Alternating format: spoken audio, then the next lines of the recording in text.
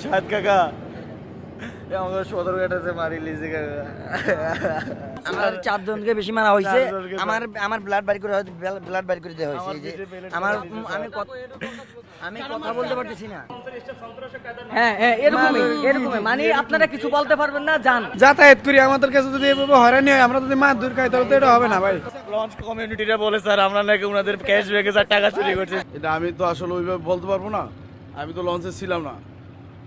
আমি ঘটনা শুনে পরে গাড়ি আসছি, গাড়ি এসে তো মনে করেন লোকজন নামতে আছে, টিকিট ধরতেছে। এই তো পরে একটা ক্যাশ হলো, প্রশাসনিক লোকজন এখানে ছিল।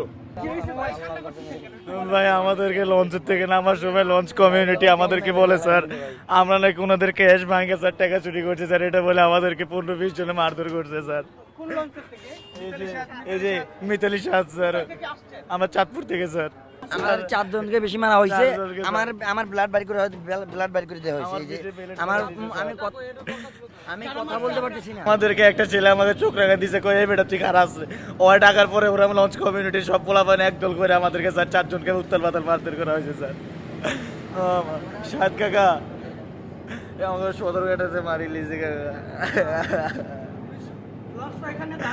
আমাদের যে লঞ্চ এখানে মিতালি সাদ, পুলিশ কি ব্যবস্থা সেটা আমরা বলতে পারি না স্যার। আমাদের বলছে যে পুলিশকে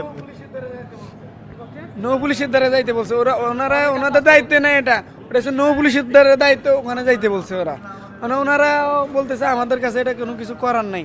এভাবে তো একটা যাত্রী দিতে আমরা তো যাতায়াত করি, আমাদের কাছে যদি এভাবে হয়রানি হয়, আমরা যদি মাছ দূর খাই তাহলে তো এটা হবে না ভাই। সবাই একমত, কিন্তু সবাই কি করবে, সব নামার পথে এমন টাইমে ওনাদেরকে টাইনে 4 জনকে টাইনে ভিতরে নিয়ে কিছু বলা যায় না। আমরা যে কিছু করবো যাই ধরবো এমন কোনো কিছু করতে পারতেছি না।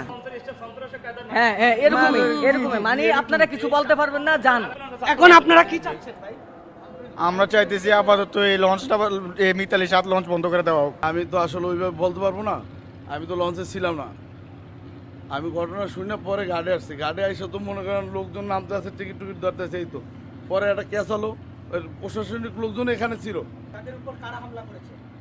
কারা এই জায়গায় যাত্রী তো ক্যাসাল আমি দেখলাম যে আসলে ওটা আমি ওইভাবে সঠিক আমি বলতে পারবো। আমাদেরটাই দেখে শুধু, হ্যাঁ, যাত্রীরা যে আইয়া অকারণে মব সৃষ্টি করে ওইটা তো আর কেউ দেখে না।